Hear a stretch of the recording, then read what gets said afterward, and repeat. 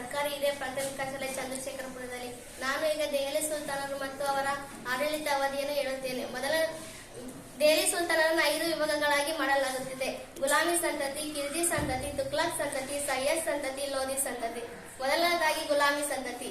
ಕುತುಬ್ದೀನ್ ಐಬಕ್ 1206 1210, ಆರಂಶ 1210, ಇಲ್ತಮಶ್ 1211 1236, ರಕುದ್ದೀನ್ 1236, ರಜಿಯಾ ಸುಲ್ತಾನ್ 1236 1240, ಬಾರಂಶ 1240 1242, ಅಲ್ಲಾವುದ್ದೀನ್ 1247 1246, ನಾಸಿರುದ್ದೀನ್ ಮಾಮದ್ ಶಾ 1246 1266, ಬಲ್ಬನ್ 1266 1286, ಕೈಕುಬಾದ್ 1286 1290.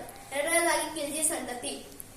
ಜಲಾಲುದ್ದೀನ್ ಖಿಲ್ಜಿ 1290 1296, ಅಲ್ಲಾವುದ್ದೀನ್ ಖಿಲ್ಜಿ 1296 1317, ಮುಬಾರಕ್ ಶಾ 1317 1320. ಮೂರನೇದಾಗಿ ತುಗ್ಲಕ್ ಸಂತತಿ. ಗಿಯಾಸುದ್ದೀನ್ ತುಗ್ಲಕ್ 1320 1325, ಮಹಮ್ಮದ್ ಬಿನ್ ತುಗ್ಲಕ್ 1325 1351, ಮುಬಾರಕ್ ನಾಸಿರುದ್ದೀನ್ ಮಾಮದ್ ಶಾ. ಫಿರಾಸ್ ಶಾ ತುಗ್ಲಕ್ 1351 1388ರವರೆಗೆ, ನಾಸಿರುದ್ದೀನ್ ಮಾಮದ್ ಶಾ 1388 1414ರವರೆಗೆ. ನಾಲ್ಕನೇದಾಗಿ ಸಯ್ಯದ್ ಸಂತತಿ.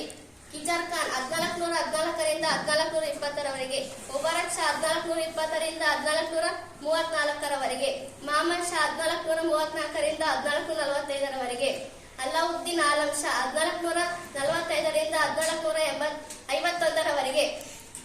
ಐದನೇದಾಗಿ ಲೋಧಿ ಸಂತತಿ. ಬೌಲೂನ್ ಲೋಧಿ 1451 1489ರವರೆಗೆ, ಸಿಕಂದರ್ ಲೋಧಿ 1489 1517ರವರೆಗೆ, ಇಬ್ರಾಹಿಂ ಲೋಧಿ 1517 1520ರವರೆಗೆ. ಧನ್ಯವಾದಗಳು.